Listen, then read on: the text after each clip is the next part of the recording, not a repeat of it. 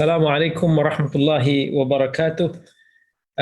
Innal hamdalillah nahmaduhu wa nasta'inuhu wa nastahdihi wa nastaghfiruh. Recording in progress. Na'udzu billahi min shururi anfusina wa min sayyiati a'malina.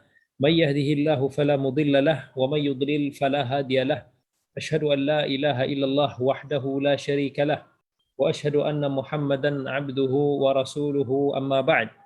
Alhamdulillah, pada malam yang dimuliakan Allah ini kita sambung lagi siri yang keempat, ataupun sesi yang keempat bagi siri tadabbur suratul Baqarah.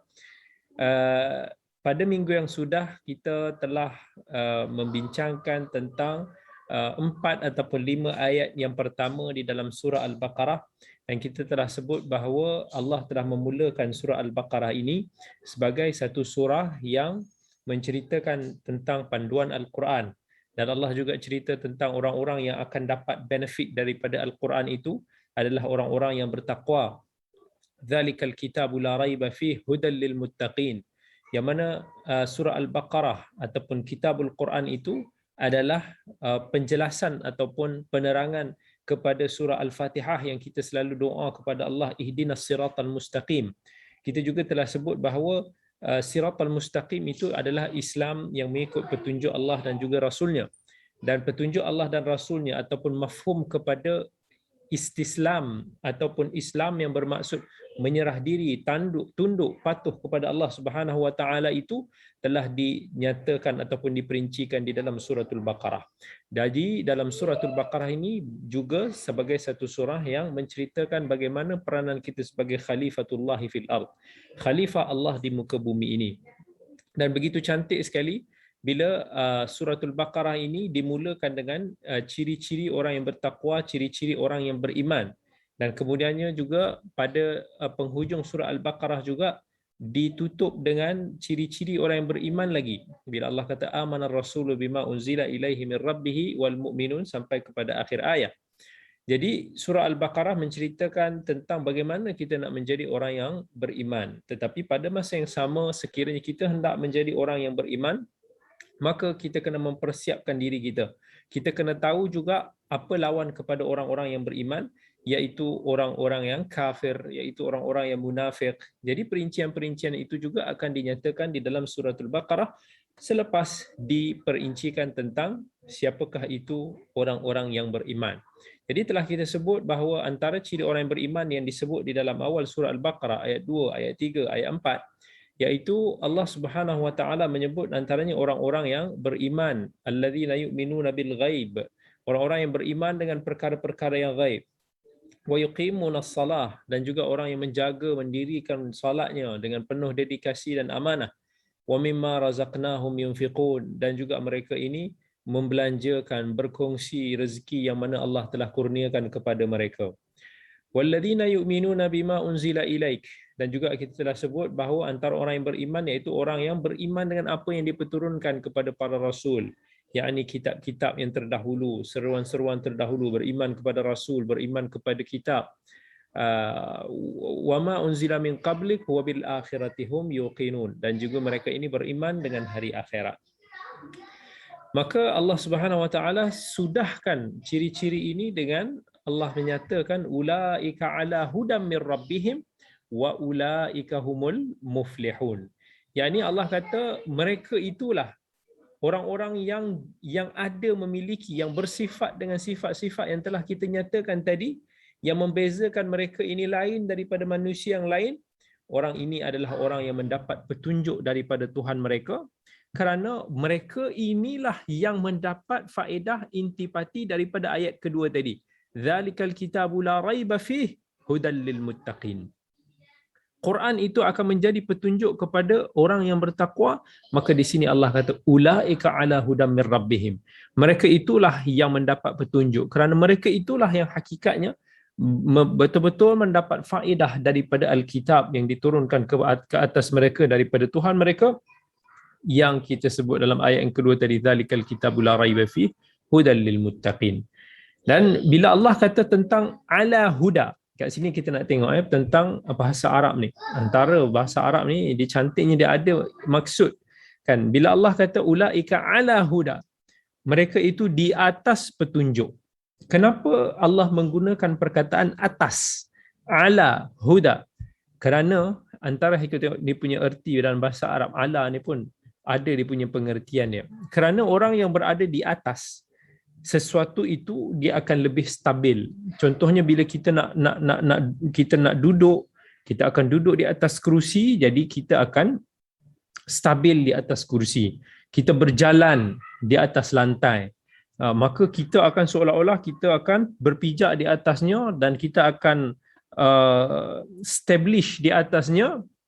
Maka itulah antara hikmah digunakan perkataan ala huda. Maksudnya bila orang itu ada ciri-ciri tersebut, maka mereka ini sesungguhnya akan berada betul-betul di dalam jalan petunjuk Allah, di atas jalan petunjuk Allah, yang mana tidak akan mudah-mudah petunjuk itu terpisah daripada mereka. Wa ulaika humul muflihun. Iaitu mereka ini adalah orang yang berjaya, orang yang akan terselamat. Orang yang terselamat dan berjaya hakikatnya adalah mereka yang terselamat dan berjaya lulus daripada azab Allah. Mereka yang memenangi keredaan Allah, mereka yang memenangi syurga Allah.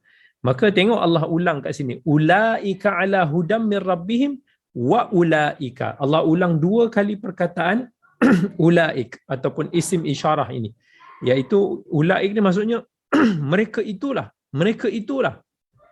Allah gunakan dua ini sebagai satu yang berbentuk pengkhususan ataupun penegasan bahawa orang-orang yang memiliki ciri tersebut, mereka ini adalah orang yang ada di atas petunjuk dan mereka ini juga orang yang akan berjaya.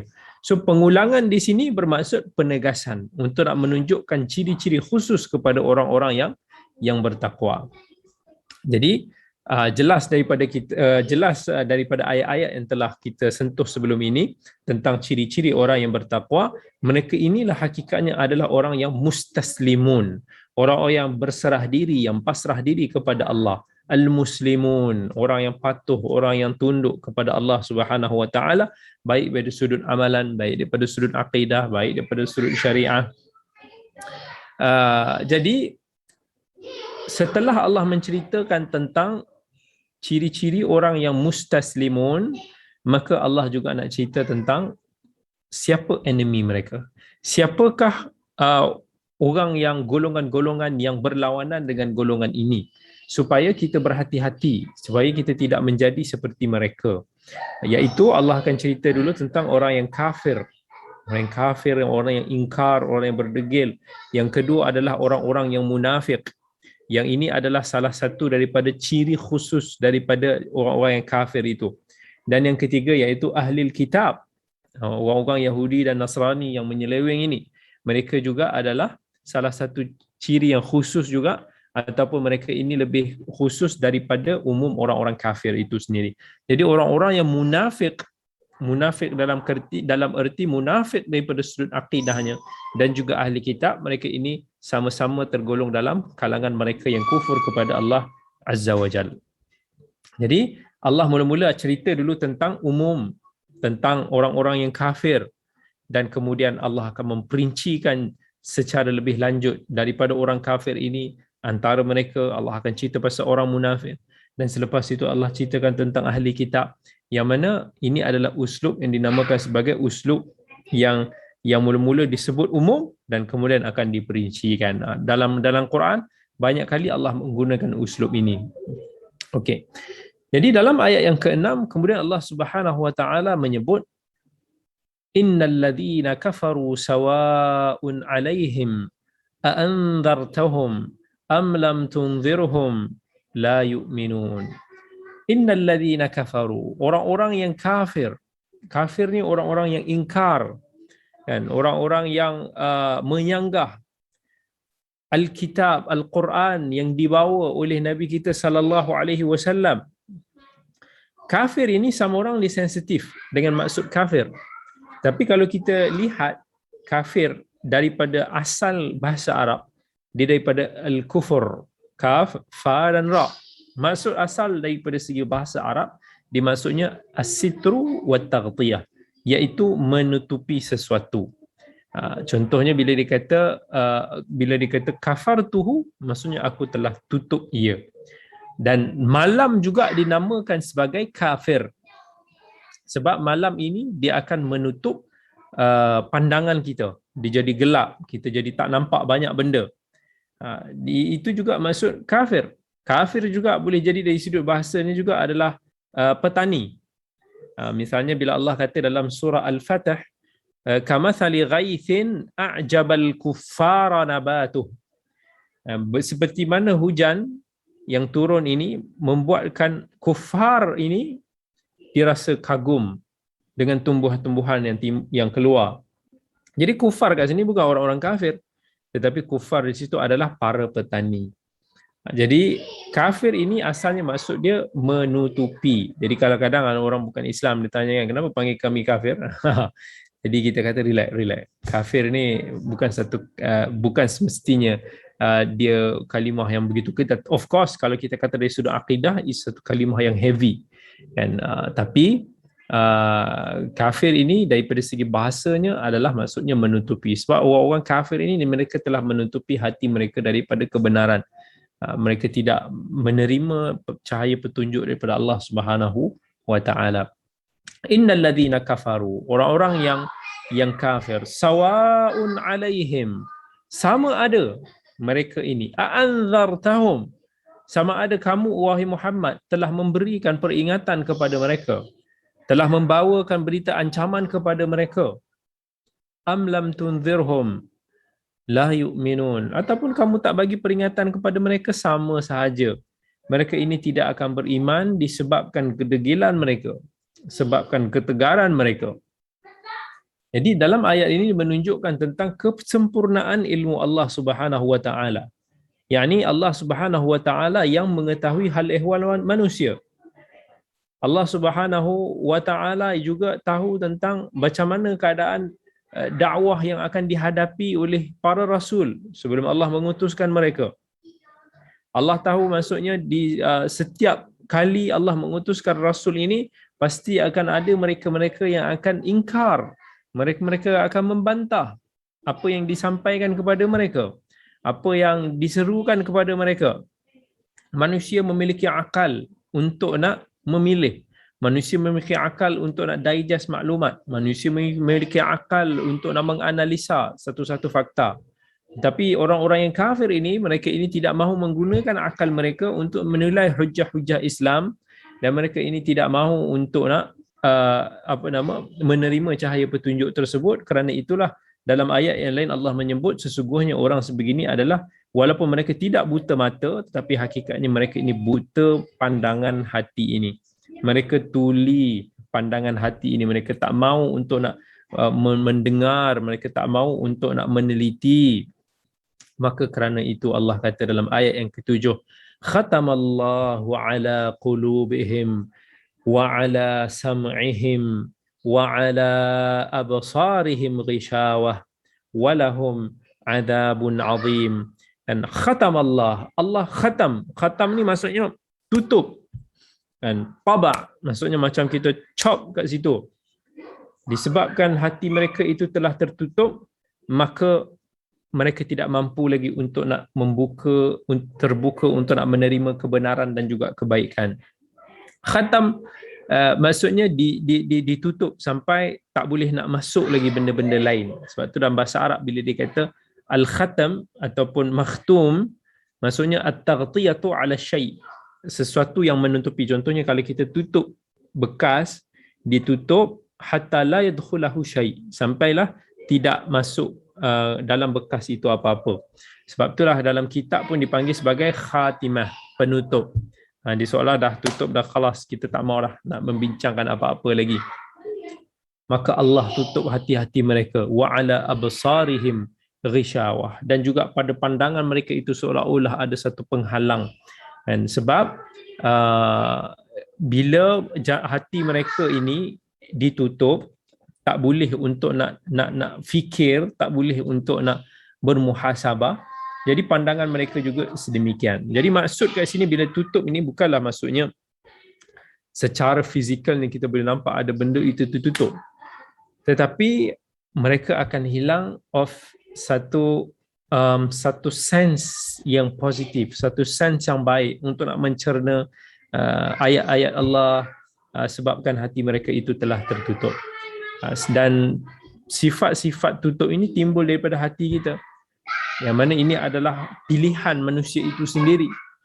Bukannya Allah yang telah kata kamu ini akan tutup hati kamu sendiri, tidak, tetapi manusia ini yang akan dipertanggungjawabkan di atas pilihan masing-masing. Wa ma yudhillu bihi illa al-fasiqin. Tidaklah disesatkan melainkan orang-orang yang fasik. Dan Allah kata lagi, falamma zaghu azaghallahu qulubahum. Ketika mereka telah memilih jalan untuk nak menyimpang, barulah Allah simpangkan hati mereka. Wallahu la yahdil qaumal fasiqin. Kerana kefasikan mereka itu, Allah tidak memberikan hidayah kepada mereka. Wa nuqallibu afidatahum, dalam suratul An'am Allah kata wa nuqallibu afidatahum wa absarahum kama lam yu'minu bihi awwala marrah. Allah pusingkan hati mereka, Allah pusingkan pandangan mereka seolah-olah mereka ini tidak pernah beriman sebelum ini. Dan ayat-ayat yang berkenaan tentang ini banyaklah. Misal kata dalam hadis Nabi SAW, Nabi SAW kata, innal mu'mina idza adhnaba dhanban kanat nuqtatun sauda'un fi qalbih. Orang yang beriman ini jika mereka melakukan dosa, maka hati mereka ini akan ada satu titik hitam. Fa in tab wa naza' wastaghfara suqila qalbuh. Kalaulah mereka ini telah bertaubat, mereka telah meninggalkan maksiat tersebut, mereka beristighfar, maka titik hitam tersebut akan dipadam daripada hati dia. Wa in zada zadat hatta ta'lu qalbah. Kalaulah dia berterusan melakukan dosa dan maksiat tersebut, maka titik hitam itu akan semakin banyak, semakin banyak. Macam kalau kita tengok orang yang merokok, paru-paru dia lagi banyak dia merokok, lagi hitam paru-paru dia, lebih rosak, lebih macam sampai satu tahap kritikal yang tak boleh diselamatkan. Yang demikian itulah Allah sebut dalam suratul Mutaffifin, kalla bal rana ala qulubihim ma kanu yaksibun. Jadi Nabi SAW bagi tahu pada kita, dosa kalau kita lakukan secara berterusan, maka hati kita akan tertutup disebabkan dosa-dosa tersebut. Dan bila dosa itu semakin banyak, maka ketika itu keimanan itu sukar untuk nak masuk lagi di dalam hati kita. Jika keimanan itu tidak masuk, apa yang menggantikannya? Iaitu kefasikan dan juga kekufuran, wal-iyadu billah. Dan satu kaum yang mana telah ditulikan pendengaran mereka, yang telah dibutakan pandangan mereka, dan telah disekat akal mereka daripada memperakui kebenaran, maka ini adalah satu kaum yang malang. Dan mereka inilah nanti di akhirat kelak akan memenuhi neraka Allah. Mereka akan diazab di dalam neraka selama-lamanya. Walaqad dara'na li jahannama katsiran minal jinni wal ins. Telah kami penuhkan neraka Jahannam itu ramai daripada kalangan jin dan manusia. Lahum qulubun la yafqahuna biha. Mereka memiliki jantung hati yang mereka tidak mahu berfikir dengannya. Walahum a'yunun la yubsiruna biha. Mereka memiliki pandangan tetapi mereka tidak mahu melihat dengannya. Walahum adhanun la yasma'una biha. Mereka memiliki pendengaran tetapi mereka tidak mahu mendengar dengannya. Ulaika kal an'ami bal hum adall. Allah sifatkan orang-orang sebegini, mereka ini adalah seperti binatang, bahkan lebih sesat daripada binatang. Ulaika humul ghafilun. Dan mereka ini adalah orang-orang yang lalai. Jadi orang-orang yang kafir sebegini, maka Allah kata apa dia punya balasan? Walahum adzabun azim. Dan bagi mereka ini satu azab yang sangat besar, yang sangat pedih, disebabkan oleh kekufuran mereka, disebabkan kedegilan mereka, disebabkan penolakan mereka tentang kebenaran dan juga dalil-dalilnya. Kemudian setelah Allah sebut secara umum golongan al-kafirun ini, Allah pun sebut tentang surah al-munafiqun, tentang golongan al-munafiqun. Golongan al-munafiqun ini dalam konteks ayat ini dia lebih merujuk kepada satu jenis yang lebih khusus tentang orang-orang yang kafir, iaitu golongan yang menzahirkan keislamannya. Mereka kata kami ini orang yang beriman, tetapi hakikatnya di dalamnya adalah mereka ini adalah orang-orang yang kafir. Mereka tidak mahu menerima kebenaran, tetapi kerana satu kepentingan dunia, maka mereka menzahirkan diri mereka sebagai orang yang beriman. Maka Allah sebut dalam ayat yang ke-8, wa minan nasi may yaqulu amanna billahi wa bil yaumil akhir wa ma hum bimu'minin. Wa minan nas, sebahagian daripada manusia, may yaqul, orang-orang yang berkata dengan lisannya, amanna billahi wa bil yaumil akhir, kami ini beriman dengan Tuhan yang Esa, kan, kami juga beriman dengan hari penghisaban, hari perhitungan pada hari kiamat kelak. Kami beriman dengan rukun-rukun Islam ini yang dinyatakan ini, rukun-rukun iman ini.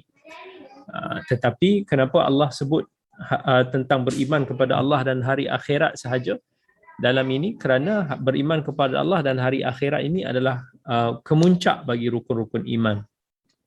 Sebab apa-apa pun kalau kita nak berjaya ataupun apa yang kita lakukan, of course kerana Allah dan kerana ganjaran Allah di hari akhirat. Kerana itulah Allah menyebut tentang ciri ini, amanna billahi wa bil yaumil akhir. Banyak hadis yang Nabi SAW akan sebut tentang beriman kepada Allah dan beriman kepada hari akhirat. Contohnya bila Nabi kata man kana yu'minu billahi wal yaumil akhir falyukrim dhaifahu, siapa yang beriman kepada Allah dan hari akhirat maka muliakanlah tetamunya. Wa man kana yu'minu billahi wal yaumil akhir, siapa yang beriman kepada Allah dan hari akhirat, falyukrim jarahu, maka muliakanlah jirannya. Wa man kana yu'minu billahi wal yaumil akhir, dan siapa yang beriman kepada Allah dan hari akhirat, falyaqul khairan aw liyasmut, berkatalah yang baik ataupun diam sahajalah. Dan ini menunjukkan bahawa tiga benda-benda ni yang susah manusia nak lakukan. Jadi orang-orang yang hanya fikir aku buat ni kerana Allah, ni aku buat ni kerana pahala, aku buat ni kerana aku nak dapatkan ganjaran Allah di akhirat, barulah orang-orang yang mampu untuk nak melakukan amal-amal apa-apa yang telah dituntut di dalam agama kita. Sebab tu beriman kepada Allah, ikhlas bila kita buat sesuatu itu kerana Allah Subhanahu Wa Taala, jauh daripada riak, jauh daripada ingin mendapatkan sesuatu selain daripada Allah. Wabil yaumil akhir, dengan hari akhirat, sebab ini adalah kemuncak apa yang kita nak, everything is apa yang ada di akhirat. Dan inilah yang menunjukkan tentang kejujuran, ketelusan keimanan seseorang itu. Wa ma hum bimu'minin. Walaupun mereka gonggang cakap pun kami ini beriman kepada Allah, kami ini muslim dan sebagainya, tetapi hakikatnya Allah yang tahu. Wa ma hum bimu'minin. Dan Allah menafikan keimanan itu daripada mereka. Lihat, Allah yang menafikan keimanan itu daripada mereka, bukan tugas kita. So daripada ayat ini kita boleh simpulkan, wa ma hum bimu'minin, hukum yang zahir ini apa yang kita berhukum dengan apa yang zahir. Maksudnya kita tak boleh senang-wenang tiba-tiba hukumkan orang ni sebagai munafik. Dan tiba-tiba orang tu dia kata kami beriman kepada Allah, tak kamu kafir sebenarnya. Itu bukan tugas kita. Sebab keimanan ataupun tidak ini hanya boleh ditentukan oleh Allah Subhanahu Wa Taala. Sebab tu dalam sebuah hadis Usamah, ketika Usamah ada bunuh dalam peperangan tu, ada seorang masa dilawan dengan tentera kafir. Jadi tentera musyrikin ni, salah seorang dia tengah lawan Usamah, tiba-tiba dia rasa diri dia dah tak selamat. Dia pun kata last minute tu, dia kata aku beriman, aku masuk Islam.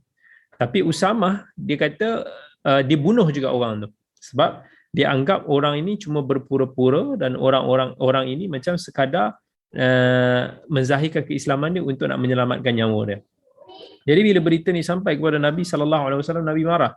Nabi sangat-sangat marah sampai Nabi tanya Usamah berulang-ulang kali, asyaqaqta qalbahu, adakah kamu telah bedah jantung hati dia sampai kamu nak tahu isi hati dia, adakah betul dia beriman ataupun tak? You don't know. Kan, walaupun zahirnya kamu nampak macam dia memang berpura-pura, tetapi hakikatnya Allah yang Maha tahu. Itu tugas Allah. Tugas Allah untuk nak menafikan sama ada kita ini beriman ataupun tidak beriman. tetapi kita hanya berhukum dengan sesuatu yang zahir. Ini antara faedah daripada ayat ini, wa ma hum bimu'minin. Allah menafikan keimanan orang-orang munafik sebegini. Kerana itu dalam surah Al-Munafiqun yang lain Allah kata idza ja'akal munafiquna qalu nashhadu innaka la rasulullah wallahu ya'lamu innaka la rasuluh wallahu yashhadu innal munafiqina lakadibun.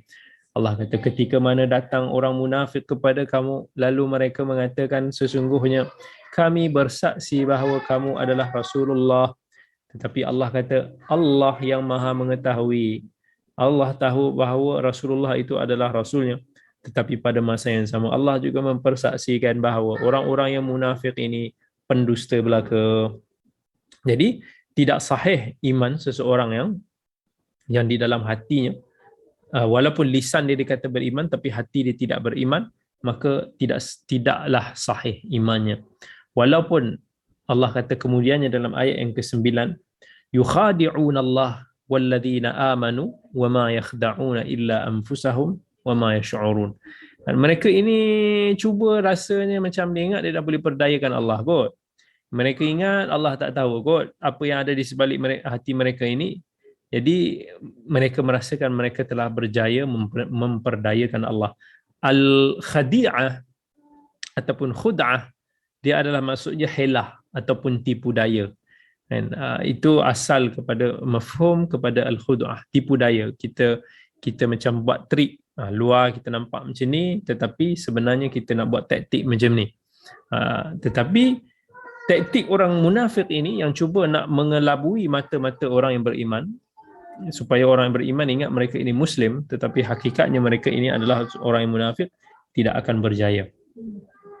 Kan walaupun mereka cuba nak memperdayakan orang-orang beriman, mereka datang solat, mereka duduk mendengar pesanan-pesanan dalam majlis-majlis ilmu. Dia ingat dia boleh perdaya kot, walaupun mungkin pakaian nampak macam dahsyat, orang-orang yang alim, orang-orang yang beragama, orang yang dari segi penampilan masya-Allah tabarakallah, kan, begitulah penampilan wali-wali yang kata. Tetapi hakikatnya wama yakhda'una illa anfusahum, mereka ini hanya memperdayakan diri mereka sendiri. Sebab dia tahu, Allah tahu dan diri dia sendiri tahu hakikatnya dia sedang menipu. Walaupun orang lain cuba nak bersangka baik pada dia dan ataupun orang lain mungkin tak tahu hakikat diri dia, tapi dia tahu. Dia nak cuba, dia ingat, dia rasa dia dah boleh perdayakan oleh orang ramai, tetapi satu hari nanti Allah akan singkap juga penipuan-penipuannya. Betapa ramai orang yang menzahirkan diri di mata manusia sebagai satu manusia yang dahsyat, sebagai manusia yang disanjung, sebagai satu manusia yang mungkin bersih. Orang nampak dia ni sebagai seorang yang alim, orang yang ustaz, orang yang macam-macam lah. Tetapi rupa-rupanya mereka ini pendusta. Dan sooner or later Allah akan singkapkan aib tersebut, sama ada di dunia ataupun di akhirat. Orang munafik begitulah, dia tak dapat nak berpura-pura. Wama yash'urun, tapi mereka tak perasan. Mula-mula ni kita macam rasa kita ni akan selamat, tak ada orang akan tahu itu adalah orang munafik. Sebenarnya nak jadi orang munafik ni satu benda yang sangat menyeksakan, sebab kita terpaksa kena berpura-pura, kita terpaksa kena jadi orang lain dalam keadaan ketiga. Sebab apa? Kita nak mencari keredaan manusia. Kenapa kita nak cari keredaan manusia? Sebab kita nak bagi mereka ini memuji kita, nak bagi mereka ini menyanjung kita. So akibatnya kita akan penat duk mencari keredaan mereka, dan mungkin disebabkan orang tu dah penat, lama-lama adalah benda-benda yang kantoi lah di sebaliknya. Jadi be yourself, always muhasabah diri sendiri. Yang penting apa yang kita lakukan itu tidak menyalahi syariat agama Allah, and apa yang kita nak please adalah Allah. Kita nak keredaan Allah Subhanahu Wa Taala. Keredaan manusia ni hanya mengikut sahaja keredaan Allah. Sekiranya apa yang kita lakukan itu menepati keredaan Allah, walaupun kita tidak dapat keredaan manusia di sekeliling kita, it doesn't matter. Tapi kalau kita nak mencari keredaan manusia sampai kita mengabaikan keredaan Allah, maka ini adalah antara ciri-ciri orang yang ghurur. Orang yang ghurur ni orang yang dia perasan lah, dia telah ditutupi oleh belitan iblis sampai dia rasa apa yang dilakukan itu betul, tapi hakikatnya mereka ini sakit ataupun salah. Kerana itu dalam ayat yang ke-10 Allah Subhanahu wa taala sebut fi qulubihim maradun fazadahumullahu marada walahum adzabun alimun bima kanu yakdzibun. Fi qulubihim maradun, pada jiwa orang-orang munafik ini ada penyakit, marad. Sakit apa? Kanser ke, sakit demam ke, sakit covid ke? Bukan. Sakit kat sini yang dipanggil sebagai sakit spiritual ataupun maknawi. Maksudnya mereka ini memiliki penyakit syak wa sangka, ragu-ragu, dan mereka memiliki penyakit nifaq. Kan ragu-ragu, dia tak boleh nak yakin tentang Allah, mereka tak boleh nak meyakin tentang kebenaran Rasulullah sallallahu alaihi wasallam, dan di hati mereka itu ada sifat nifaq. Di hati mereka itu ada penyakit-penyakit madmumah yang tercela seperti hasad dengki, buruk sangka, dan pelbagai lagi penyakit. So marad ni penyakit, maksud dia diddus sihah, dilawan kepada benda yang sihat. So dia adalah satu nama dalam bahasa Arab. Apa-apa yang ada kerosakan ataupun kekurangan, kelumpungan, dia boleh dikatakan sebagai marad. Jadi orang-orang munafik ini, mereka ini adalah ashabul qulubil maridah, adalah mereka-mereka yang mempunyai hati-hati yang sakit. Apatah lagi sifat-sifat orang yang munafik. Yang Nabi SAW pernah kata antara ciri orang yang munafik ini, bila mana bercakap mereka berdusta, bila berjanji mereka menyalahi, bila apa lagi? Bila diberikan amanah, mereka ini akan melakukan khianat. Jadi ciri-ciri munafik ini sebenarnya satu ciri yang sangat bahaya, penyakit yang sangat bahaya yang ada dalam diri kita. Hasad dengki, benda yang common dengan orang-orang yang ada sifat-sifat munafik, dan bahayanya dia seperti kanser. Sebab kata Nabi SAW, dia akan makan amalan kita ni macam mana api itu memakan kayu api. Dan itulah hati akan sakit, akan benci pada orang ni, akan ada yang rasa stres dan tension. Dan lebih dahsyat Allah kata fazadahumullahu marada, dan Allah tambahkan lagi penyakit-penyakit mereka itu tadi. Dia akan makin lama makin merebak, makin banyak. Dan Allah dalam surah At-Taubah Allah kata wa ammal ladzina fi qulubihim maradun fazadathum rijsan ila rijsihim wa matu wa hum kafirun. Orang yang memiliki jantung hati mereka yang sakit ini, maka Allah akan tambahkan rijs, kekotoran demi kekotoran, dan sehingga akhirnya mereka ini mati dalam keadaan yang kafir. Walahum adzabun alim. Mereka ini akan mendapat azab, balasan yang sangat pedih pada hari kiamat.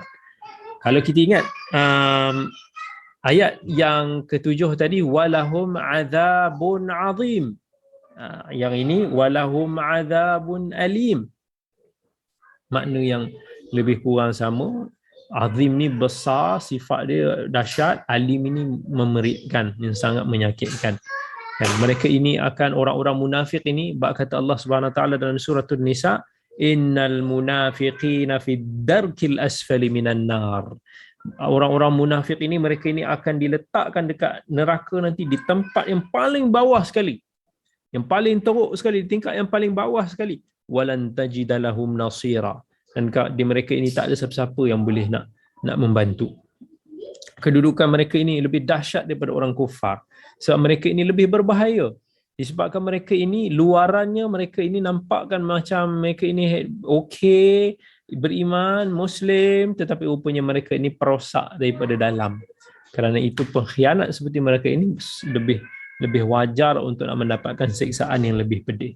Mereka diseksa dengan pedih bima kanu yakdzibun, kerana mereka ini mendustai. Yakdzibun, apa yang mereka dustakan. Dustakan apa? Dia merujuk kepada ayat ke-8 tadilah. Ayat ke-8 apa dia? Amanna billahi wa bil yaumil akhir wa ma hum bimu'minin. Mereka menipu sebab mereka mengatakan kami beriman kepada Allah dan hari akhirat, tetapi hakikatnya mereka itu tidak beriman. Maka jauhkan diri kita daripada sifat-sifat nifaq. Sifat-sifat nifaq ni adalah sifat yang paling bahaya di dalam masyarakat kita. Jika penyakit-penyakit nifaq ini berleluasa dalam masyarakat kita, dia akan merosakkan. Dia akan menimbulkan pergolakan, dia akan menimbulkan perbalahan, mereka menimbulkan fitnah-fitnah yang sangat dahsyat. Walaupun orang munafik ini ditahu bahayanya menyebarkan kerosakan-kerosakan begini, tapi itulah apa yang mereka nak. Itulah yang mereka nak timbulkan kekacauan, kucak-kacir. Kemudian Allah sebut lagi dalam ayat yang ke-11, wa idza qila lahum la tufsidu fil ard qalu innama nahnu muslihun. Tengok ciri-ciri mereka ni. Bila dipesan kepada mereka ini, nasihat kepada diorang ni, janganlah buat kerosakan di atas muka bumi ni. Kerosakan atas muka bumi ni bukan semestinya buang sampah, tebang pokok, tarah bukit. Tak, buat kerosakan, buat maksiat-maksiat. Maksiat-maksiat ni dia merosakkan muka bumi ni sebenarnya. Dia merosakkan penghuni muka bumi ni juga. Dosa-dosa maksiat bila diberi nasihat teguran kepada mereka, mereka kata apa? Innama nahnu muslihun. Kami ni nak buat benda baik je. Dan kami ni tak adalah niat nak buat jahat macam tu. Kami, apa yang kami buat ni, tujuan ni, niat dia baik. Matlamat menghalalkan cara. Degil, tak mau dengar. Mereka ini suka berbantah-bantah. Maka Allah kata, ala innahum humul mufsiduna walakin la yash'urun. Sedangkan mereka ini adalah orang yang membuat kerosakan, tetapi mereka ini tidak sedar. Dia orang tak sedar mereka ini perosak sebenarnya. Mereka tidak sedar. Orang pendosa yang malang adalah mereka yang buat dosa tapi dia tak sedar dia sedang melakukan dosa. Yang dia tak rasa bersalah di atas dosa yang dilakukan. Ini disebabkan mereka ini jahil, disebabkan mereka ini juga hilang kewarasan ataupun kecerdasan di dalam diri mereka sehingga mereka tidak dapat membezakan di antara hak dan yang batil, di antara baik dan juga buruk. Dan ini yang menunjukkan lagi tentang sifat kebodohan dan juga sifat kejahilan mereka ini. Tengok apa Allah kata dalam ayat yang seterusnya, iaitu ayat yang ke-13. Wa idza qila lahum aminu kama amanan nasu qalu anu'minu kama amanas sufaha ala innahum humus sufaha walakin la ya'lamun. Wa idza qila lahum aminu kama amanan nas. Bila dikatakan kepada diorang ni, okey, udahlah. Maksudnya tak payahlah duk nak menipu-nipu, berimanlah macam mana yang orang-orang beriman ni biasa beriman. Berimanlah dengan penuh keikhlasan, berimanlah tanpa keraguan, berimanlah tanpa kenifakan. Seperti mana berimannya sahabat-sahabat Nabi SAW. Tetapi apa yang mereka jawab? Mereka jawab dengan penuh takabur. Mereka jawab dengan penuh kesombongan. Anu'minu kama amanas sufaha. Kamu nak kami ni beriman seperti mana orang-orang bodoh-bodoh itu? Dia jadi macam kini yang sifat macam ni kadang-kadang kita tengok pada orang-orang Islam. Ada orang Islam, Muslim, tetapi mereka ini contohnya merasakan diri mereka ni moden, kan? Orang yang when we speak like that, so bila dia nak diajak, dia nasihat, dia nak kita berubah ke arah yang lebih baik, dia akan tengok kita ni kolut. Contohnya kalau dulu geng-geng kita ni tak pakai tudung contohnya, so bila tiba-tiba salah seorang dia nak kembali semula ke jalan agama, dia pakai tudung, dia tutup aurat dia rajin untuk nak ikuti kelas pengajian, kawan-kawan dia akan jauhkan diri. Sebab apa? Dia tengok bila pakai tudung ni semua dah ikut macam agama ni semua, dia rasa macam kolut, dia rasa tak moden. Rasa begitulah, macam orang bodoh je macam dalam munafik yang Allah ceritakan dalam ayat ni lah. Kan dia rasa alah apalah lepo ni, takkanlah nak macam ni, tak ada standard lah. Mana tak ada standard apa ni? Tengok macam ni, dia kata anu'minu kama amanas sufaha. You want me to believe like those stupid people? Mereka ini pada masa sama mereka dalam keadaan mereka membantah, mereka juga mengingkari. Anu'minu kama amanas sufaha. Sufaha ni maksudnya adalah orang yang memiliki kebodohan lah dalam akal dia. Orang-orang yang jahil, orang-orang yang kurang kewarasan dia, itu maksud as-sufaha. Tetapi Allah balas balik, Allah kata ala innahum humus sufaha walakin la ya'lamun. Sebenarnya mereka lah yang bodoh. Dan Allah sifatkan mereka, Allah kembalikan pula apa yang mereka duk sifatkan. Kalau depa ni duk kata kita ni kolot, depa ni duk kata kita ni bodoh, depa duk kata kita ni poyo dan sebagainya, maka itulah kata-kata yang Allah akan pulangkan kembali kepada mereka. Allah kata sebenarnya depa ni lah yang bodoh, walakin la ya'lamun. Tetapi dia orang ni tak tahu. Sekarang boleh nak belagak. Berapa lama depa nak hidup kat dunia ni? Saat lagi mati kau tahulah. Dan masa tu kau dah tinggal tulang dalam kubur. Ya, masa nanti kau dibangkitkan dalam keadaan telanjang, you apa nama, come on, what you get? Apa yang kamu ada? Apa dulu kat dunia? Kamu rasa kamu ada 200 juta, kamu boleh belagak dengan orang. Kamu rasa kamu dah cerdik bila kamu boleh hidup kaya dan raya. Now show me the money. Tunjuk sekarang kamu punya kekuatan, kamu punya jawatan, kamu punya kekuasaan dulu. Kita tengok siapa yang bodoh. Dulu kat dunia ni kamu tak nampak benda-benda ni, kamu tak tahu. Itu seolah-olah Allah nak perli kita, nak sarkastik kepada orang yang begitu sifat-sifat dan sikapnya. Kemudian Allah kata lagi dalam ayat yang ke-14, wa idza laqul ladzina amanu qalu amanna wa idza khalau ila syayatinihim qalu inna ma'akum innama nahnu mustahzi'un. Orang macam ni pun bila berjumpa dengan orang yang beriman, oh kami beriman, okey. Cuba kita bayangkan, macam dalam masyarakat kita kadang ada orang macam ni. Bila dia datang ke majlis-majlis kematian, semua tutup. Contoh pakai tudung. Bila nak datang solat, okey. Bila nak datang hari raya, bila nak pergi umrah, pakai semua dahsyat. Tapi bila keluar balik, no, come on, cabut semua. Apalah, come on, tak standard. I pergi haji memanglah kena pakai macam tu. I pergi majlis ni mestilah I kena pakai macam tu. Tapi kemudiannya mereka ini mempersendakan. Di depan orang, jumpa orang yang macam dikatakan beragama ni, okey, try to cover, nampak macam orang beriman sikit. Tetapi di belakangnya mereka membuang kembali amalan iman tersebut. Wa idza khalau ila syayatinihim. Kemudian Allah kata bila mana dibiarkan mereka bersendirian, mereka akan menuju kembali, mendekati balik, pergi kepada syaitan-syaitan mereka ini. Dan mereka akan pergi jumpa balik geng masing-masing. Okey. Ya, I gelilah I duduk pergi dekat masjid-masjid ni. I duduk pergi tawaf, duduk rapat-rapat. Busuklah. Mula balik jumpa dalam geng-geng masing-masing. Jumpa balik dia punya bos-bos, Abdullah bin Ubay bin Salul. Jumpa balik ketua-ketua Yahudi ni.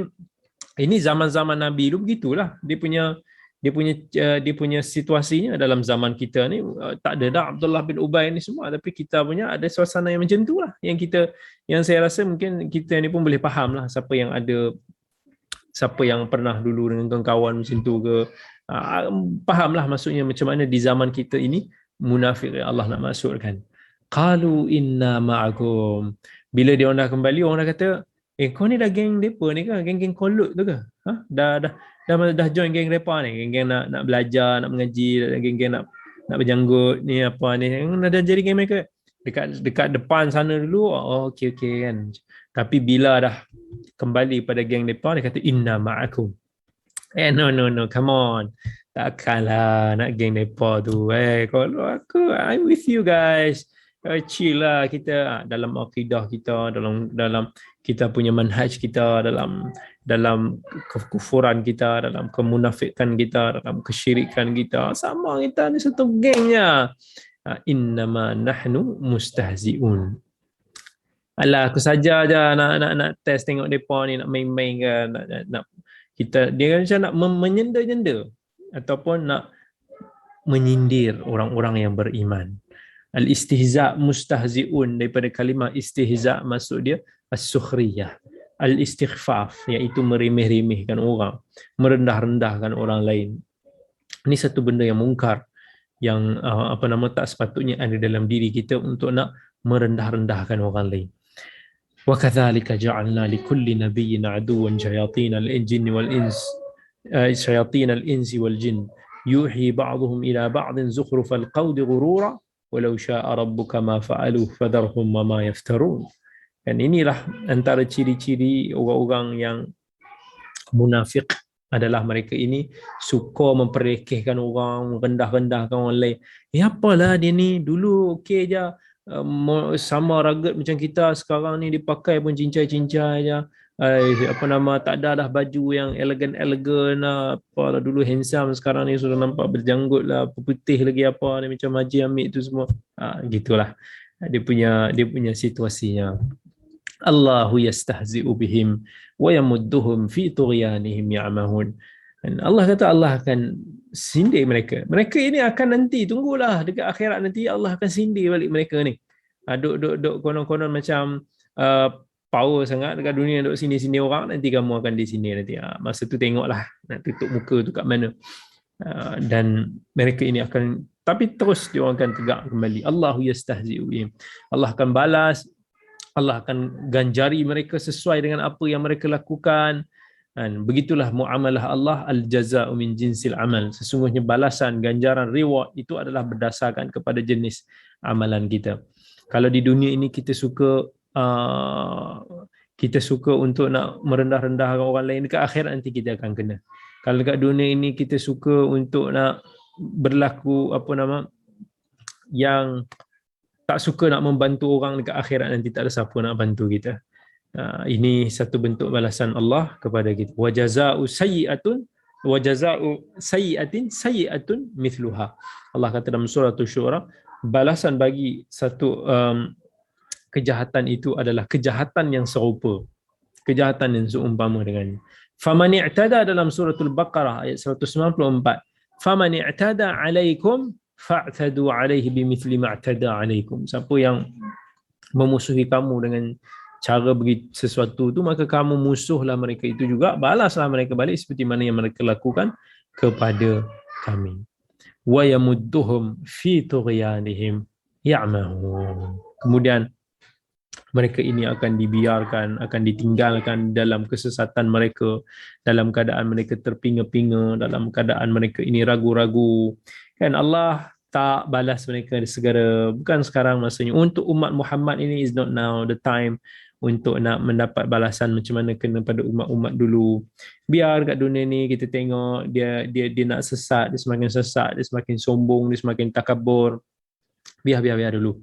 Tapi Allah dah kata dalam suratul Rahman, suratul Maryam, Allah kata qul man kana fi dhalalah falyamdud lahur rahman wudda.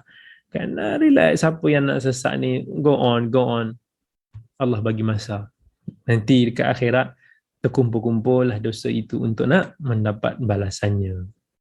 Maka dalam ayat yang ke-16, ayat yang paling bawah sekali di dalam muka surat yang ketiga itu, Allah kata ulaikal ladzina ishtarau dhalalata bil huda fama rabihat tijaratuhum wama kanu muhtadin. Ulaikal ladzina ishtarau dhalalata bil huda. Mereka ini adalah yang seolah-olah membeli kesesatan itu dengan petunjuk. Maksudnya di sebalik apa yang telah dihidangkan kepada mereka, petunjuk-petunjuk, orang dah nasihat, orang dah memberikan dalil, dah membawakan hujah, orang dah pesan, tapi tak mau dengar juga, pilih juga jalan kesesatan. Kan, pilih juga jalan-jalan yang Allah murkai tersebut, berpaling daripada jalan-jalan petunjuk. Bisnes macam ni rugi ke untung? Rugi. So Allah kata fama rabihat tijaratuhum, mereka ini interaksi perniagaan sebegini tidaklah mendatangkan keuntungan, bahkan mereka akan rugi dengan serugi-ruginya, kerugian yang tiada ganti. Dan sebab mereka ini di akhirat nanti akan mendapat azab yang pedih, sebagaimana dalam suratul Hajj bila mana Allah kata wa minan nasi man ya'budullaha ala harf fa in asabahu khairun itma'anna bih wa in asabathu fitnatun inqalaba ala wajhihi khasira ad-dunya wal akhirah. Orang yang bila dia rasa dia dapat benda-benda tu baik, okey, dia keep calm, dia tenang, dia suka. Tetapi bila dia dapat satu benda yang bermasalah, dia uji dengan satu ujian berat sikit. Allah kata inqalaba ala wajhi, muka dia pun jadi terbalik lah. Orang-orang yang tak boleh nak bersyukur, menerima qada dan qadar, khasirat dunya wal akhirah. Mereka ini akan rugi di dunia dan juga di akhirat. Di dunia ini mereka akan rugi disebabkan sikap mereka yang akan merugikan diri sendiri, dan di akhirat mereka akan kehilangan ganjaran di akhirat sebab mereka tidak mampu untuk nak bersabar. Dzalika huwal khusranul mubin. Mereka itu adalah orang-orang yang mendapat kerugian yang nyata. Dan Allah kata lagi, fama rabihat tijaratuhum wa ma kanu muhtadin. Dan mereka itu tidak akan mendapat petunjuk di dalam perniagaan mereka. Maksudnya di dalam urusan mereka, dia orang ingat bila dia orang dah rasa dia orang betul kan? So kebenaran itu tidak mampu untuk nak membuka pintu hati mereka. Lalu mereka ini akan rugi serugi-ruginya. Dan hidup mereka akan sentiasa di dalam kemunafikan, hidup mereka ini akan sentiasa di dalam kekufuran. Wal-iyadu billah, kita mohon semoga Allah menjauhkan kita daripada orang-orang seumpama ini. Kemudian pada muka surat yang sebelah, ayat atas sekali Allah kata, mathaluhum kamathalil ladzi istawqada nara فَلَمَّا أَضَاءَتْ مَا حَوْلَهُ ذَهَبَ اللَّهُ بِنُورِهِمْ وَتَرَكَهُمْ فِي ظُلُمَاتٍ لَا يُبْصِرُونَ. Allah mula buat satu perumpamaan. Tadi Allah dah cerita pasal mereka, now Allah buat perumpamaan mereka ni. Dalam Al-Quran ni suka dia buat perumpamaan. Kenapa ada perumpamaan ni? Perumpamaan ini adalah supaya kita boleh memahami dengan lebih jelas logika, metafora, kita boleh mendapatkan gambaran-gambaran secara langsung daripada apa yang kita ada di dunia untuk nak memahami keadaan mereka. Allah kata masaluhum kamathalil ladzi istawqada nara. Mereka ni macam orang yang duk hidupkan api, yang mana mereka hidupkan api ni supaya mereka dapat hilangkan ketakutan dalam diri akibat dalam kegelapan sebelum ini. Falamma adaat ma haulahu, dan bila mana api itu sudah mula ada cahayanya yang menerangi di sekelilingnya, Allah kata apa? Zahaballahu binurihim. Dan tiba-tiba api itu, cahaya itu hilang, terpadam. Tiba-tiba kembali dalam keadaan yang gelap. Seolah-olah Allah dah bagi you chance. Satu chance yang membuatkan you can spell out, you can bertutur, mengucapkan dengan lisan bahawa kamu ini beriman. Secara lisan yang kamu mengucapkan asyhadu an la ilaha illallah wa asyhadu anna muhammadar rasulullah. Secara lisan yang kamu mengatakan kamu beriman, Allah dah bagi kamu sikit api itu, cahaya itu. Tetapi tiba-tiba kamu padamkan kembali dengan kekufuran yang ada di dalam hati kamu. Maka Allah umpamakan dia seolah-olah padamkan api itu untuk kembali semula ke dalam kegelapan. Wa tarakahum fi dhulumatin, maka mereka ini terbiar di dalam keadaan gelap, kegelapan kekufuran, kegelapan nifak, kegelapan ragu-ragu, kegelapan maksiat. La yubsirun, mereka sudah tak mampu lagi nak melihat sebab dah terlampau gelap. Maksudnya sampaikan mereka dah tak tahu yang mana yang amalan yang baik, yang mana benda-benda yang hak, mana yang nasihat yang betul. Mereka dah tak nampak sebab dah terlalu gelap di sekeliling mereka. Dan akhirnya Allah kata apa? Summun, bukmun, umyun, fahum la yarji'un. Dan dalam ayat yang ke-18 ini Allah kata mereka ini pekak.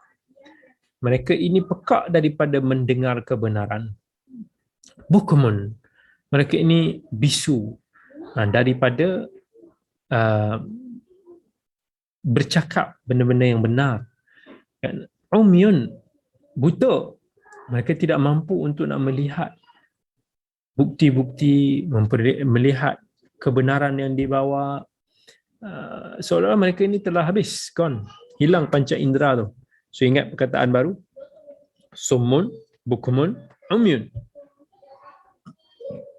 Tuli, bisu, buta. Fahum la yarji'un. Disebabkan itu, mereka sudah tidak mampu untuk nak kembali semula ke jalan petunjuk. Yang inilah yang paling kita risaukan adalah bila mana kita ni tersesat, lalu kita tersesat dan tersesat dan tersesat selama-lamanya sampai kita tak mampu lagi kembali semula ke jalan kebenaran. Sebab tu bila kita nak berubah ke arah kebaikan, kita cubalah beristiqamah di dalam kebaikan kita. Jangan termakan dengan hasutan syaitan untuk membuatkan kita berputus asa, lalu kita kembali semula ke jalan gelap kita. Maka akhirnya kita risau kalau kehidupan ataupun pengakhiran hidup kita berakhir di dalam keadaan yang tidak diridai oleh Allah Azza wa Jalla. Kemudian Allah kata dalam ayat yang ke-19, أو كصيب من السماء فيه ظلمات ورعد وبرق يجعلون أصابعهم في آذانهم من الصواعق حذر الموت والله محيط بالكافرين. Ataupun sebagaimana perumpamaan orang-orang munafik ini dengan Al-Quran yang tiada keraguan ini, seperti hujan yang diturunkan daripada awan-awan, dan satu hujan yang lebat yang diturunkan fihi dhulumat, tetapi dia membawa satu kegelapan. Awan yang tebal, awan yang mendung ni kan, hujan yang lebat ni kadang-kadang dia datang daripada awan yang tebal, yang gelap. Tapi Allah kata ni dhulumat, gelap sungguh lah. Warak ni macam satu peti lah, bunyi peti, bunyi guruh.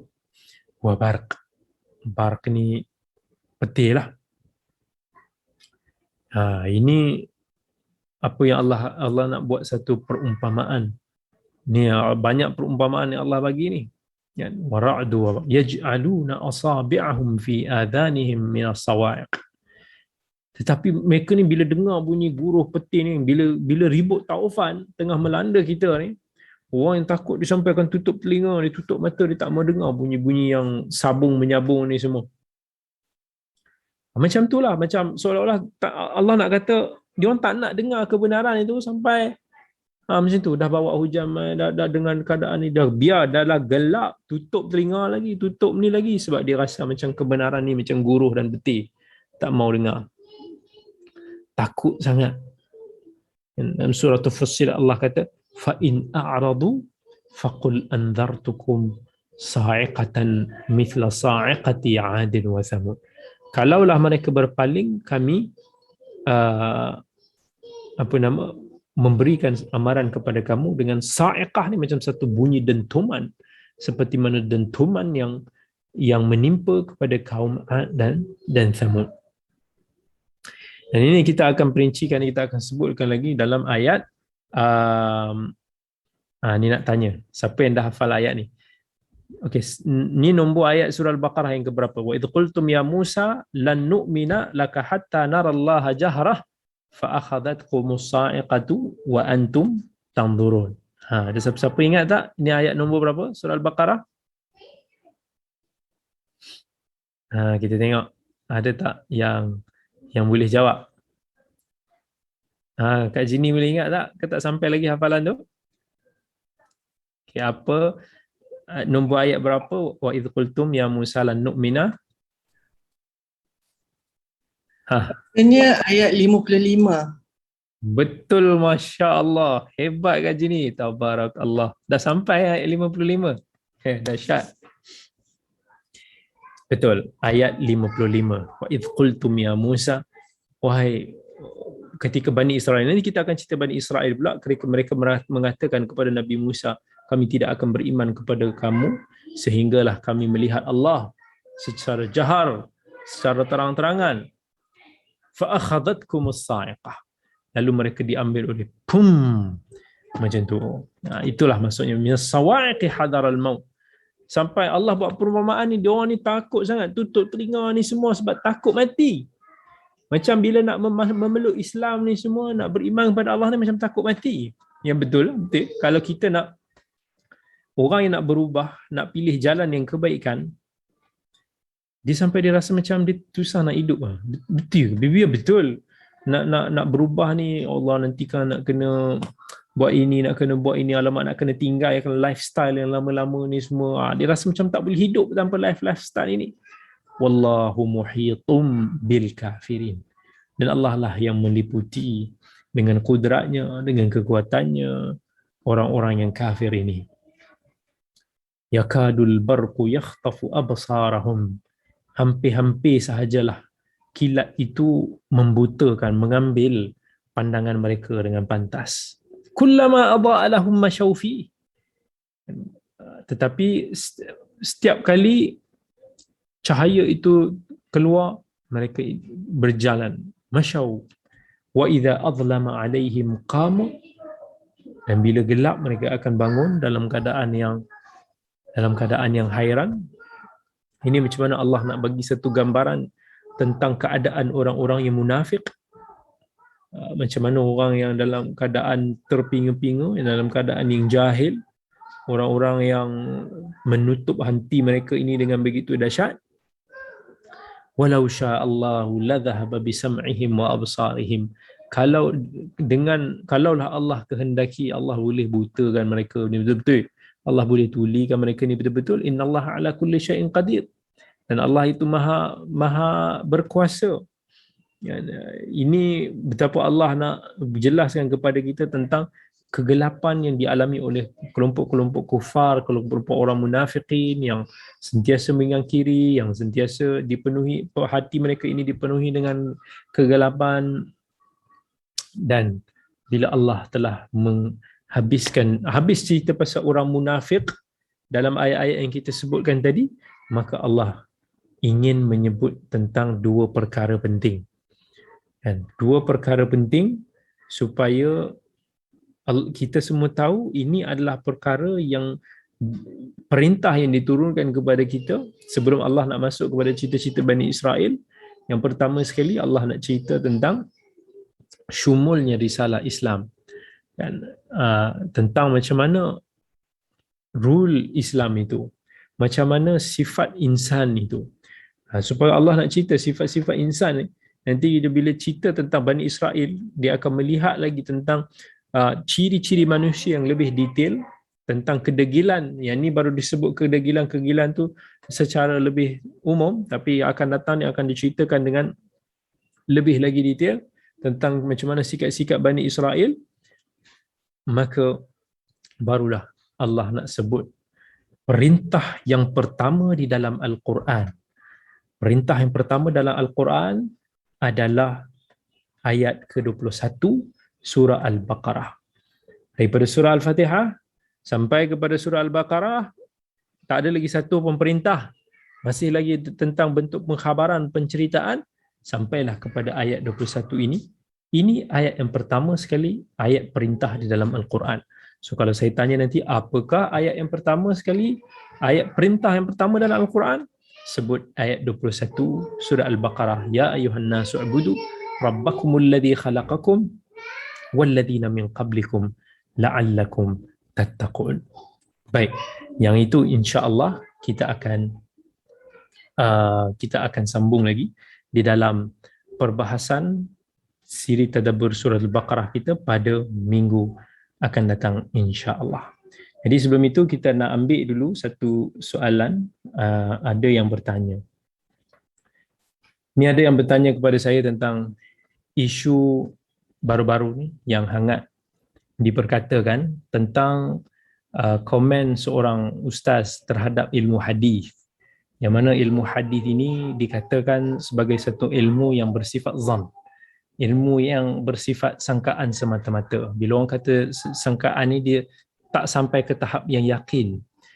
Bila disebutkan secara pukal begitu, secara umum begitu, apa yang akan menimbulkan kepada kita satu tanggapan bahawa ilmu hadis ni semua adalah satu filosofi, satu yang bukannya bersifat disiplin yang boleh kita pegang, tapi hanya bersifat macam 50-50. Ini bahaya sungguh sebab dia akan meruntuhkan disiplin ilmu hadis itu sendiri. Dia akan meruntuhkan keyakinan kita, pengamalan kita terhadap hadis. ia akan menimbulkan keraguan, sampai hadis-hadis yang dibawa oleh perawi-perawi yang sahih, yang thiqat, itu pun kita dengan mudah-mudah tanpa bukti. Ini kalau dengan bukti tak apa, tapi tanpa bukti sampai boleh menimbulkan persepsi, tanggapan yang mudah-mudah untuk nak menolak hadis-hadisnya. Ini satu benda yang sangat bahaya. Dan bila sebut pasal isu dhan dan juga yakin, okay, ya, ini ada pendetailan sikit. Saya akan sebutkan sikit walaupun tak boleh tak nak jawab panjang. Tapi kalau kita kata pengklasifikasian adalah pembahagian sesebuah khabar itu kepada sesuatu yang mendatangkan keyakinan ataupun disebut sebagai mufidul yaqin ataupun sangkaan mufidul dhan, memang betul daripada sudut logikanya kita tak boleh nafilah. Ada satu khabar yang kita rasa kita boleh percaya, ada satu khabar yang kita rasa mungkin kita boleh meraguinya, sebab tahap keyakinan ataupun penerimaan satu khabar ni dia bergantung pada elemen luaran, nilai luaran yang boleh kuatkan, qara'in ataupun dalam bahasa Arab kita sebut qara'in, bukti-bukti luaran yang boleh mengukuhkan, meningkatkan tahap keyakinan kita terhadap sesuatu berita itu. Jadi kalau nak tahu apa maksud al-yaqin ataupun kadang-kadang disebut sebagai al-qat'i ataupun al-qata', dia adalah satu gerak hati lah. Kalau kata yakin ni maksudnya satu gerak hati yang pasti. Dhan ni pula dia sesuatu yang tidak mencapai that tahap of kepastian ni. Dalam bahasa usulnya, kedua-dua ni dimasuk dalam kita kata sebagai maratibul idrak. Dhan ni pula dia ada tahap-tahap dia, ada juga tahap yang tinggi, contohnya tahap dhannur rajih, ada juga yang macam syak ataupun ragu-ragu, termasuk dalam dhan tapi di dalam level yang rendah. Sebab dhan ataupun syak ni masing-masing dia ada memiliki kebarangkalian. Kebarangkalian betul, kebarangkalian tidak betul. Cuma daripada sudut pengklasifikasian kepada dhan dan yakin secara ilmiah, yang menjadi perbahasan meluas. Tadi kalau kita sebut secara logik, begitulah. Tetapi secara ilmiah yang menjadi satu perbahasan meluas yang kita boleh katakan sebenarnya wujud pada awal kurun kedua hijrah dengan kemunculan pengasas ideologi Mu'tazilah, Wasil bin Ata' al-Basri, meninggal lebih kurang 131 hijrah. Sebelum itu macam mana yang disebut oleh Ibn Abdul Bar, Ibn Hazm dan lain-lain ulama Islam yang lain, tak timbul soal mutawatir ahad, tak timbul soal yaqini dhanni dalam bab penghujahan, baik dalam kelompok bid'ah lain seperti Qadariyah, Khawarij, Syiah, sampai munculnya golongan Mu'tazilah yang telah memecahkan ijma' ini. Dan kalau kita baca contohnya dialog antara tokoh-tokoh ataupun tokoh hadis ahli sunnah, Al-Imam Ad-Darimi pada tahun dia meninggal lebih kurang tahun 280 Hijrah. Dialog dia dengan tokoh Jahmiyah Bishr bin Ghiyath yang meninggal tahun 218 Hijrah. Kan kita boleh ataupun jawapan dia nak jawab balas Bishr bin Ghiyath, kita boleh tengok Bishr ni dah memperlihatkan tentang penolakan khabar ahad. Dan sebenarnya beberapa riwayat sirah juga menunjukkan pada awal-awal era Mu'tazilah lalu ada juga sebahagian daripada mereka yang sampai menolak hadis ahad secara total, baik dalam hadis, dalam akidah, baik dalam hukum. Sampaikan Al-Imam Syafi'i rahmatullahi alaih dalam kitabnya Ar-Risalah menulis satu bab tentang tathbit khabarul wahid untuk nak menekankan tentang penghujahan khabar ahad. Dan beliau juga banyak menyebut tentang penghujahan sunnah di dalam kitab tu. Dan di dalam kitab Jima'ul Ilm, beliau ada menyebutkan, Imam Syafi'i ada sebut pada zaman dia, daripada kalangan ahli kalam yang ada di antara mereka ni hanya menerima penghujahan Al-Quran. Dan ada pula yang mungkin tambah-tambah sikit khabarul amah anil amah. Ini bukanlah, dia tak sama dengan mutawatir.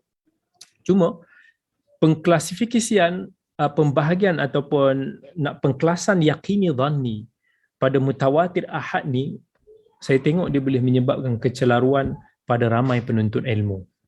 Contoh, ramai masih tak jelas apa kriteria yang akan menentukan tahap yaqini dan dhanni. Apa munasabah perbahasan penghujahan mutawatir dan ahad pada akidah dan hukum-hukum dan hukum hakam.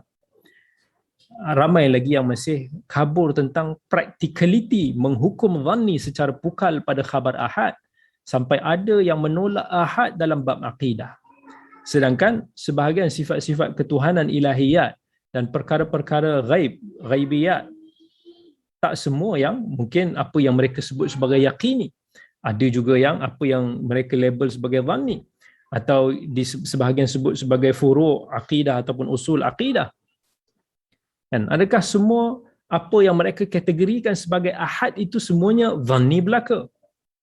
Ramai lagi yang tak jelas.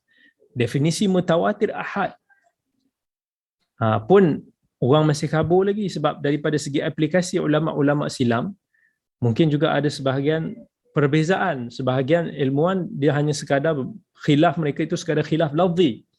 Contohnya Al-Imam Al-Baqillani yang meninggal pada tahun 403 Hijrah. Beliau mendefinisikan khabar ahad dengan mengatakan kesemua khabar yang tidak mungkin untuk diputuskan kebenarannya dan juga pendustaannya baik secara ittirab ataupun istidlal, ini adalah khabar ahad. Dia beza. Maka timbullah satu istilah macam apa yang dikata sebagai yujibul ilm, yujibul amal. Apa hadis-hadis yang mewajibkan, melazimkan keyakinan. Apa hadis-hadis yang mungkin tidak mendatang keyakinan tetapi melazimkan amalan. Dan apa yang tak cukup meyakinkan, yujibul ilmul yaqini, Al-Imam di sisi Al-Imam Al-Baqillani dipanggil sebagai ahad. Sama ada perawinya seorang je ataupun lebih.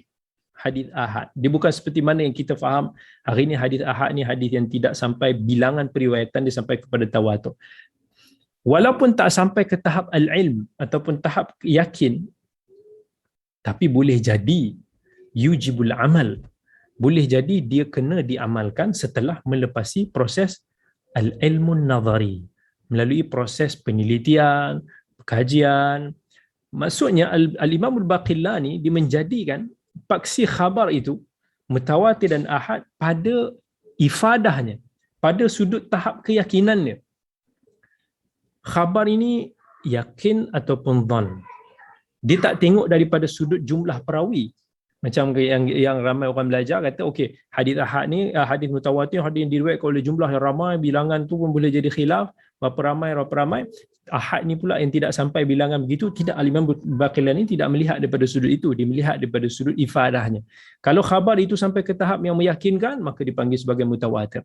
Kalau khabar itu dilihat tidak cukup sampai ke tahap itu, dan dipanggil sebagai khabar ahad walaupun perawinya lebih daripada seorang. Jadi di sisinya sebahagian ahad pun, hadis ahad tu pun boleh jadi yakin. Anyway, perbincangan bab ini tak semudah untuk kita nak mudah-mudah sebut ini yaqini, ini dhanni, ini diterima, ini ditolak. Dan kita tak bolehlah nak detailkan perbahasan tersebut kat sini semua. Sebab ada perbahasannya daripada sudut dilalah dhanni yaqini yang detail kalau nak diperincikan di sisi ilmu usul fiqh. Contohnya, ada juga perbahasannya dalam ilmu hadis. Dan tak semestinya sesuatu tu mesti, sebab ustaz tu dia kata kita mesti benda yang kita tak tengok dengan mata kepala kita sendiri. Hadis ni kita tak tengok Nabi cakap ke tidak. Kita tak dengar dengan telinga kita sendiri Nabi cakap ataupun tidak. So kita tak boleh nak yakin. Kan? Tapi tak semestinya sesuatu itu kita kena tengok dengan mata kepala kita sendiri baru kita nak yakin. Macam yang ustaz tu sebut kan. Kita beriman dengan Allah, kita beriman dengan para malaikat, kita beriman dengan Rasul. Contohnya, kita tak pernah tengok semua itu. Kita tak pernah tengok Allah. Kita tak pernah nampak Rasul kita. Kita tak pernah nampak malaikat kita. Tapi adakah kita tidak yakin? Adakah kita tidak percaya? Adakah kita tidak beriman? Kita beriman dengan penuh keyakinan. Walaupun tak pernah kita melihat sendiri, ataupun kita dengar sendiri. Sebab ada bukti-bukti yang kuat. Ada karinah-karinah yang meyakinkan kita tentang suatu perkara itu. Jangan dengan hadis kita duk rasa ragu-ragu, kita duk syak-syak wasangka. Tetapi dalam cerita-cerita Tok Syekh, tunjukkan ayam boleh lukis, apa dalam lukisan boleh keluar hidup, kita boleh okey je. Jangan dengan pameran artifak yang telah disebutkan sijilnya itu palsu, kita boleh galak, kita nak pertahankan. Kita tetap pertahankan hadis Nabi, kita tetap pertahankan ilmu hadis. Kita tak nafi wujud elemen-elemen an-nadhari, elemen-elemen penelitian dalam penentuan status hadis. Bahkan hadis mutawatir sendiri pun perlukan kepada elemen nadhari, elemen proses penghalusan, penelitian untuk menentukan tahap kemutawatiran dia. Maksudnya sebelum kita nak cakap hadis tu mutawatir pun perlu dikaji juga. Nak kaji adakah dia mutawatir ataupun tidak. Ada yang disepakati kemutawatiran dia, ada yang diperselisihi. Tapi kenapa kita nak cari mutawatir ataupun tidak? Kenapa kita nak cari level hadis ini sahih ke, hasan ke, daif ke, palsu ke? Kenapa para ulama hadis gigih nak cari sokongan-sokongan hadis, mutaba'at dan syawahid, riwayat hadis bagi sesebuah hadis? Sebab nak melihat ifadahnya, kesannya, kepercayaan, keyakinan, ketenangan dalam diri kita. Walaupun mungkin sifat zan itu ada di dalam thubut ataupun status hadis itu masih lagi boleh diperselisihi, tetapi untuk diri kita, berdasarkan kepada keyakinan itu, berdasarkan kepada evidence qara'in itu, kita yakin sebab apa? Kat situ yang penting kalau kita nak tengok. Bukan hanya mudah, oh ini kalau kata hadis ni ahad, kita tak boleh yakin. Bukan begitu. Yes, perawi mungkin boleh melakukan kesilapan. Tapi nak kata, oh ni perawi ni thiqat, siapa tahu dia nak menipu. Siapa tahu dia nak berdusta. Hai, bukan mudah seorang perawi itu untuk nak dinobat sebagai seorang perawi yang thiqah. Bukan mudah untuk nak nobat perawi itu sebagai jabal, gunung, hafiz, yang melambangkan integriti dan kredibiliti perawi tahap tertinggi. Ini bidang medan dalam ilmu jarh wa ta'dil. Ada dawabit dia, ada piawaian dia. Bukan sembrono ulama nak hukum itu dan ini. Jadi macam mana kita nak tahu kalau ada perawi itu buat silap? Bukan kita nak macam rasa-rasa Allah orang fiqah pun boleh buat salah. Buktikan, tunjukkan. Ulama nak bagi satu perawi itu sebagai label orang yang fiqah melalui proses yang sangat panjang. Nak cari kesilapan perawi, kalaulah banyak kesilapan yang dilakukan, dia tak boleh nak dilabel sebagai fiqah, dia tak boleh nak dilabel sebagai hafiz. Mungkin akan dilabel dengan level-level yang lebih bawah daripada itu. Kesilapan ada yang jelas. Boleh kita nak cari, boleh kita nak jumpa, nak singkap. Oh, dalam sanad ni kita jumpa perawi ni lemah, sanad ni jalan ni terputus. Maka umumnya kalau kita kata ada kelemahan dalam riwayat hadis ini, kita boleh secara umum kita kata ini ada satu kelemahan. Mudah untuk nak kita jumpa. Pelajar-pelajar biasa yang nubat takhrij biasa dia nampak yang ni je. Tapi kalau kita nak tahu kelemahan, boleh berlaku tak kesilapan perawi ataupun dalam riwayat, kena melalui himpunan. Kita kena kumpulkan jalan-jalan ataupun jalur sanad hadis dari macam-macam sumber. Kemudian kita kena banding, kita kena analisa. Kalau wujudnya seorang perawi yang menyanggahi riwayat perawi-perawi yang lain, maka ini merupakan bukti kemungkinan berlakunya kesilapan pada perawi yang bersendirian tersebut. Sebab macam mana dia boleh seorang-seorang je yang lain daripada kawan dia? Dan penyanggahan ni boleh berlaku dalam bermacam bentuk. Boleh jadi perawi ni tertambah lafaz, boleh jadi impact pada makna dia, ataupun dia meriwayatkan hadis dengan sanad yang ada wujudnya pertambahan ataupun pengurangan perawi dalam sanad, atau macam-macam jenis illah, kecacatan yang lain. Berlaku kejanggalan gharabah pada sanad ataupun matan hadis. Bukan bila berlakunya gharabah, kejanggalan ini bererti secara automatik hadis itu menjadi lemah, perawi itu menjadi lemah. Tapi dia kena diberikan perhatian lebih dalam untuk nak cek lagi status dia. Ada sebahagian gharabah ataupun kejanggalan ini yang boleh diterima jika disokong oleh bukti yang sah, ataupun boleh mencapai syarat penerimaan riwayat. Contohnya riwayat Abdul Majid bin Abdul Aziz bin Abi Rawat daripada Zaid bin Aslam, daripada Abu Sa'id Al-Khudri radhiyallahu an, dan dalam hadis yang innamal a'malu binniyat. Sanad ini menyanggahi sanad asal menerusi hadis Umar radhiyallahu an yang memang ma'ruf dalam jalur sanad tersebut, maka sanad tersebut boleh kita hukum sebagai gharib munkar, yang janggal lagi menyanggahi. Macam mana kita nak tahu semua ni? Nak tahu berlaku kesilapan perawi itu ini, kita kena buat satu pembacaan yang menyeluruh, satu kajian yang empirikal, ataupun disebut sebagai sabrul marwiyat.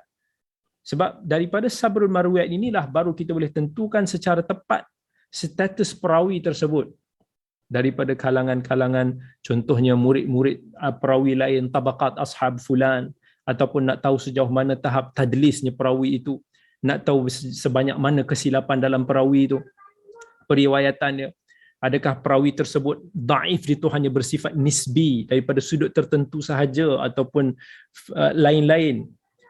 Macam tu juga kadang-kadang bila kita mentakhrij hadis tertentu atau nak kaji status perawi tertentu yang kompleks, yang perlu untuk kita meneliti riwayat-riwayat perawi. Akan tetapi sudah tentu sabrul marwiyat yang dijalankan ini, sekarang kita kena bergantung pada kalam ulama yang terdahulu. Mereka yang menjumpai, menemui perawi, mereka yang bergelumang dengan dunia perawi ketika itu. Sampai Imam Abu Zur'ah Ar-Razi dia kata, aku pernah menelaah lebih kurang 80,000 hadis daripada hadis-hadis yang diriwayatkan oleh Ibn Wahab di Mesir. Dibaca 80,000 hadis, dikaji 80,000 hadis Ibn Wahab, dia tidak menemui walaupun satu pun hadis beliau yang palsu. Bila dia tak jumpa hadis Ibn Wahab yang bermasalah, dia tak nampak Ibn Wahab ada melakukan kesilapan, barulah dia boleh nilai Ibn Wahab itu sebagai perawi yang fiqah. Tak pernah dijumpa Ibn Wahab berdusta. Dia tidak menemui kesilapan dalam periwayatan Ibn Wahab. Itulah bukti. Bukan rasa-rasa, alah Ibn Wahab pun manusia juga, dia boleh juga menipu. Itu persepsi. But you have to come with the evidence. So evidence yang telah dijumpai oleh Abu Zur'ah Ar-Razi, dia tidak pernah menipu, dia tidak pernah melakukan kesilapan dalam periwayatan dia, maka dia adalah seorang perawi yang fiqah, yang boleh dipercayai.